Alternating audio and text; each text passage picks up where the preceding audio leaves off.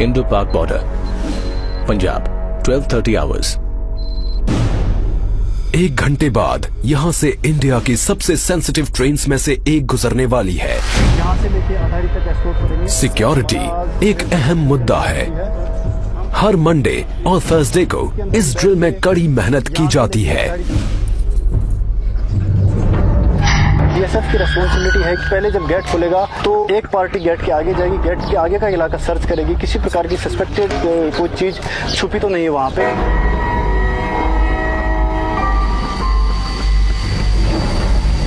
जो ट्रेन पाकिस्तान से आएगी उसको जीरो लाइन से एस्कॉर्ट करके यहाँ पे अटारी स्टेशन से पहले जीआरपी की पोस्ट पड़ती है, उनको हैंडओवर करके वापस आना। साथ में डोमिनेटिंग फीचर के ऊपर में हमारे वेपन माउंट होते हैं तथा गाड़ियों के ऊपर में वेपन माउंट होते हैं कि किसी प्रकार की कंटीजेंसी या कोई बंदा भागने की कोशिश करे तो उसे हम चेज करके पकड़ सकें। अटारी का high profile busy border Punjab के दूसरे बॉर्डर एरिया से बिल्कुल उलट है। इसकी उपजाऊ जमीन की वजह से पंजाब को इंडिया की ब्रेड बास्केट भी कहा जाता है। इसकी थोड़ी सी जमीन इंटरनेशनल बॉर्डर और फेंस के बीच में पड़ती है। एज अ किसान गार्ड बीएसएफ के जवान फार्मर्स की तलाशी लेते हैं, ये देखने के लिए कि कहीं कोई इलीगल एक्टिविटी तो नहीं चल रही। यहाँ पर जो फेंसिंग है और जीरो लाइन के बीच में 200-250 मीटर आगे तक किसानों का जमीन है। आगे हमारे जिस टाइम किसान जाते हैं उनको प्रॉपर हम चेक करते हैं और उनके साथ हम सुरक्षा गार्ड आगे भेजते हैं ताकि ऐसी जो सामान जो पाकिस्तान की तरफ से जैसे कि तस्करी का सामान होता है, हीरोइन वगैरह होता है और हथियार हमेशा हमारे कंट्री के अंदर नहीं आ सके। पाकिस्तान और साढ़े नजदीक है, नाल खेती उनकी है, नाल खेती आपकी है, कोई दिक्कत नहीं, कोई खौफ नहीं, उनका काम करते हैं, खेती वधिया। बीएसएफ अपने हमारे साथ है, जिथे जायदा नाल जाते हैं पूरा अपनी निगरानी रखते हैं, पूरा ध्यान रखते हैं। थोड़ी थोड़ी दूरियों पर भी बॉर्डर एरियाज एक दूसरे से बहुत अलग नजर आते हैं। बॉर्डर के कुछ हिस्सों में सीजनली पानी भर जाता है, जिससे सिंपल पेट्रोलिंग भी मुश्किल हो जाती है। जवान अपनी पेट्रोलिंग ड्यूटीज घुटने तक के रबर बूट्स पहनकर करते हैं। जब बरसात वगैरह ज्यादा होती है या भागड़ा नांगल बांध का पानी छोड़ा जाता है तो यहाँ पर इस एरिया में भी, हमारे बॉर्डर एरिया में भी 5-5 फीट तक पानी भर जाता है। कैसा भी सीजन हो, चाहे गर्मी हो, तूफान हो, पानी हो, कुछ भी हो, उसमें भी ये पेट्रोलिंग जारी रहती है। लेकिन इस बॉर्डर से साउथ में और आगे है एक ऐसा इलाका जो कहीं ज्यादा चैलेंजिंग है। यहाँ दूर दूर तक कुछ दिखाई नहीं देता, फिर भी साल के ज्यादातर समय खारे पानी से ढकी रहने वाली इस बंजर जमीन की बराबर चौकसी की जाती है। ये है ग्रेट रन ऑफ कच्छ, दुनिया के सबसे बड़े सॉल्ट डेजर्ट्स में से एक। ये है वेस्टर्न टर्मिनस पिलर 1175, इंडिया और पाकिस्तान के बीच आखिरी बाउंड्री पिलर। इससे आगे है क्रीक्स, स्ट्रीम्स और वाटरवेज का नेटवर्क जो अरेबियन सी में मिल जाता है। और ये है सर क्रीक, इंडिया और पाकिस्तान के बीच डिस्प्यूटेड खाड़ी। समंदर शांत दिखता है, लेकिन साइक्लोनिक विंड्स 1 मीटर ऊंची लहरें उठाकर ऑपरेशंस में रुकावट डाल सकती हैं। समंदर में मौजूद बॉर्डर्स की चौकसी के लिए बीएसएफ का अपना वाटर विंग है।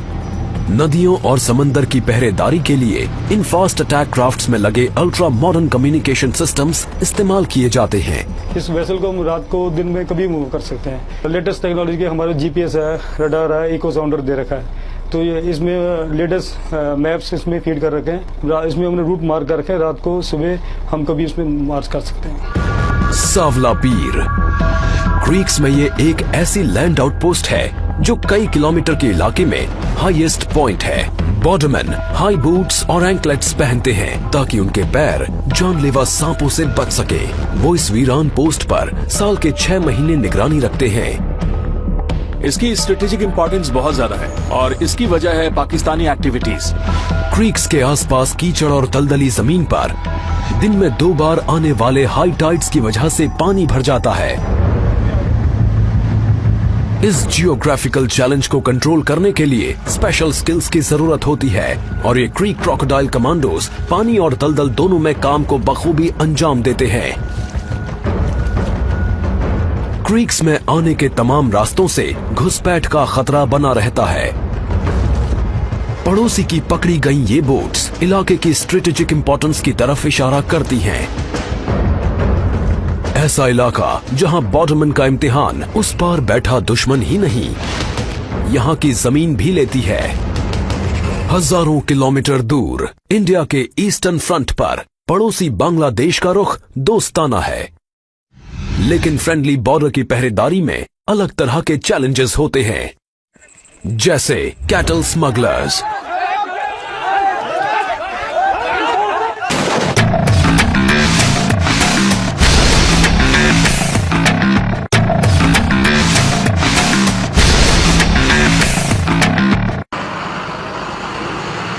बांग्लादेश से सटा इंडिया का आड़ा तिरछा बॉर्डर 4000 किलोमीटर से ज्यादा लंबा है। इसे रेड क्लिफ लाइन भी कहते हैं। ये न्यूयॉर्क और लॉस एंजलिस के बीच के फासले से भी लंबा है। त्रिपुरा इंडिया का ये तीसरा सबसे छोटा स्टेट 3 तरफ से बांग्लादेश से घिरा हुआ है। Indo Bangladesh border Tripura 1600 hours. कई जगह तो घनी आबादी वाले गांव इंटरनेशनल बॉर्डर के बेहद नजदीक बसे हैं। ये जो 2033 बॉर्डर पिलर है, ये बिल्कुल ये जो एक फैमिली है, इसके 2 भाई अभी बांग्लादेश में, 2 इंडिया में, और उनकी जो परिवार है ये दोनों आधा आधा बटा हुआ है, और ये बॉर्डर पिलर इन दोनों को मतलब आधा आधा करता है। इस इलाके की पुलिसिंग एक उलझन भरा काम है, क्योंकि कई बड़ी एक्सटेंडेड फैमिलीज बॉर्डर के दोनों तरफ रहती हैं। हम लोग ऐसा कोई महसूस नहीं हुआ ये इंडिया है या बांग्लादेश है। हम लोगों का बहन भी वहाँ पर शादी हो रहा है, मेरा भाई भी वहाँ पर शादी हुआ है, मेरा काका भी उधर की शादी करने वाला है, मेरा नाना का घर भी उधर ही है। लेकिन आबादी से दूर घनी हरियाली से ढकी त्रिपुरा की लो हिल्स मुसीबत पैदा करती हैं। बॉर्डरमैन को यहाँ मस्कीटो नेट फेस मास्क पहनकर चौकसी करनी पड़ती है, क्योंकि इस इलाके में है दुनिया का deadliest malaria parasite plasmodium falciparum. Local इसकी ट्रीटमेंट का कोई यहाँ पर प्रावधान नहीं है, और हम लोगों को इन बंदों को जो है हेक्टर से इवैक्यूएट करना पड़ता है, और चूंकि यहाँ पर रोड कनेक्टिविटी नहीं है, और इस वजह से जो है इसमें कई बार ले जाने में काफी दिक्कत होती है, और बंदा लेट होने से जो है उसकी जान भी जा सकती है। क्रू को भी ये नेट्स पहनाए गए हैं। ये यूनिफॉर्म्स लाइफ और डेथ के बीच बारीक शील्ड का काम करती हैं,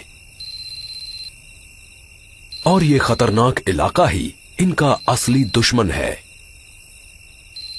त्रिपुरा के साउथ वेस्ट में 300 किलोमीटर से थोड़ा आगे बीएसएफ के ये जवान रात में चौकसी कर रहे हैं। यहाँ चैलेंजेस बिल्कुल अलग हैं। North 24 Parganas district west Bengal 200 hours. Thermal imager पर सस्पिशियस मूवमेंट पकड़ी जाती है। मैंने हैंड हेल्ड थर्मल इमेजर के मॉनिटर पे अभी देखा कि आईबीबीआर 500 मीटर पीछे जाम खड़े हैं।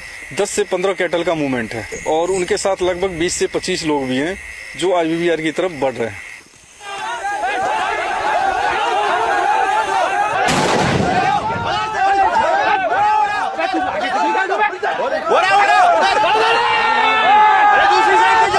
पीछा किया और पकड़ लिया। इंडिया बांग्लादेश बॉर्डर के 1/4 हिस्से पर फेंस नहीं है। इसी वजह से इन इलाकों में बहुत ज्यादा कैटल स्मगलिंग होती है। 2014 में लाखों डॉलर कीमत के करीब 20 लाख कैटल बॉर्डर के पार स्मगल किए गए थे। बॉर्डरमैन की स्ट्रेटेजिक पेट्रोलिंग टैक्टिक्स की वजह से अब स्मगलिंग में तेजी से कमी आई है। वेस्टर्न बॉर्डर की ही तरह यहाँ ईस्टर्न बॉर्डर पर जमीन पर सिर्फ बोट्स ही नहीं होते। बीएसएफ का specialised water wing bay of Bengal के आसपास के तमाम वाटर चैनल्स को मॉनिटर करता है। Sundarbans west Bengal 10 hours. लगभग 10,000 स्क्वायर किलोमीटर्स इलाके में फैला सुंदरबन का आकार तकरीबन जमाइका जितना है। इसमें से आधा इंडिया में है और बाकी का बांग्लादेश में। यहां बीएसएफ तय काम को अंजाम देती है। गर्म और उमस भरे सुंदरबन में नहरों, कीचड़ और छोटे आइलैंड्स का एक उलझा हुआ नेटवर्क है। इलाका दलदली है और इसकी वीरानियों में मंडराते हैं जानलेवा क्रीचर्स, डंक मारने वाले से फाड़ डालने वाले तक। दुर्गा उन 3 फ्लोटिंग बॉर्डर आउटपोस्ट्स में से एक है जहां बीएसएफ सुंदरबन के आसपास के दूर दूर तक फैले रिवराइन बॉर्डर को मॉनिटर करने के लिए इस्तेमाल करती है। 353 टन का हर वेसल लैस है इको साउंडर्स और सैटेलाइट नेविगेशन इक्विपमेंट से, ताकि जवान इस बदलते मंजर पर महारत हासिल कर सकें। दुर्गा में रहते हैं 30 बॉर्डरमैन। बाकियों की तरह ये लैस हैं 4 फास्ट पेट्रोल बोट से, जो स्मगलिंग और घुसपैठ को कंट्रोल करने के लिए फ्लोटिंग चेक पॉइंट्स की तरह काम करती हैं।